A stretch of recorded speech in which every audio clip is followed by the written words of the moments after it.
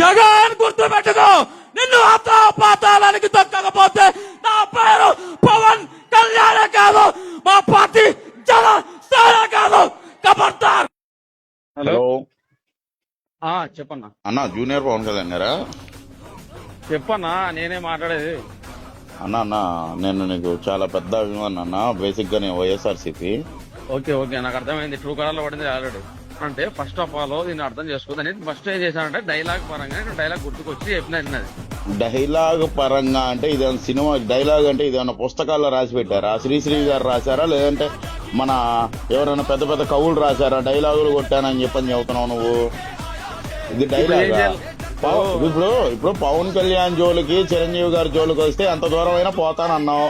నారా లోకేష్ గారు పవన్ కళ్యాణ్ గారి తల్లి గారిని సాక్షాత్తు దూషించాడని చెప్పని మీ అభిమాన నాయకుడు, మన రాష్ట్ర డిప్యూటీ సీఎం అయిన పవన్ కళ్యాణ్ గారే చెప్పాడు, నా తల్లిని దూషించినందుకు. అప్పుడు నువ్వు ఎంత దూరం వెళ్ళావు చెబితే నేను అనుకొచ్చి కొలతేస్తాను నువ్వు ఎంత దూరం వెళ్ళావు.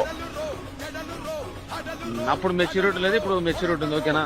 ఏంది ఇప్పుడు మెచ్యూరిటీ లేదు నాకు, ఇప్పుడు మెచ్యూరిటీ అర్థమైంది అన్న.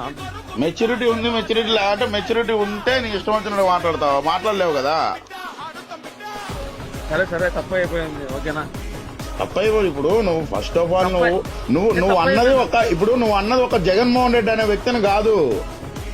ఇంచుమించు 40% ఓట్లేసి దేవుడు లాగా భావించే ఒక వ్యక్తిని. అది గుర్తించుకో. నువ్వు అనేది ఏదో ఒక వ్యక్తిని కాదు. మా ఆయన ఎవరినన్నారు? మా పవన్ అన్న చెత్త నాకుడు చెత్త మాటలు మాట్లాడిస్తుంటే ఎవరన్నాడు? ఎవరన్నారు? Social media చూస్తలేవా?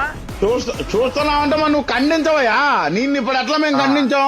నిన్నేదన్నా ఒక బూతు మాట అన్నా మేము చెప్పేది నిన్నేదన్నా ఒక బూతు మాట అన్నావా? ఇప్పుడు ఫోన్ చేసి రాజకీయంగానే మాట్లాడావా? నిన్నేమన్నా వ్యక్తిగతంగా మాట్లాడావా? అవునవును. నీకు వ్యక్తిగతంగా మాట్లాడే దమ్ము లేదా? మీ నాయకుడు నేర్పలేదా?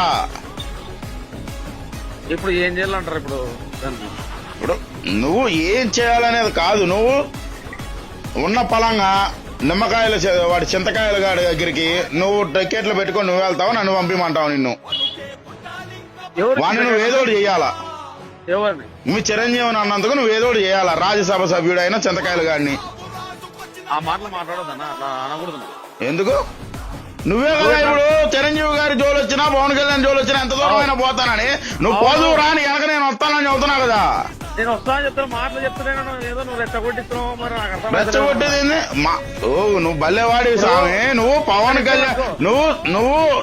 కళ్యాణ్ జోలు గాని చిరంజీవి జోలు గాని వస్తే ఒప్పుకోనన్నావు కాబట్టి నువ్వు ఒప్పుకోమాకనే చెబుతున్నాం మేము. నిన్నెవడు ఒప్పుకోమని చెప్పట్లా.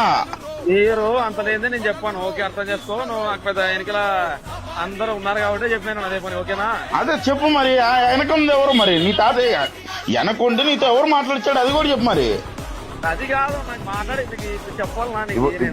ఇప్పుడు నువ్వేం చెప్పా? నా వెనకాల ఉన్నారు, నేను వెనకాల ఎవరు లేకుండా నా ఇష్టం వచ్చినట్టుగా నేనేం చెప్పనన్నావు కదా. మరి నీ వెనకుండి నీతో ఎవడు చెప్పించాడు?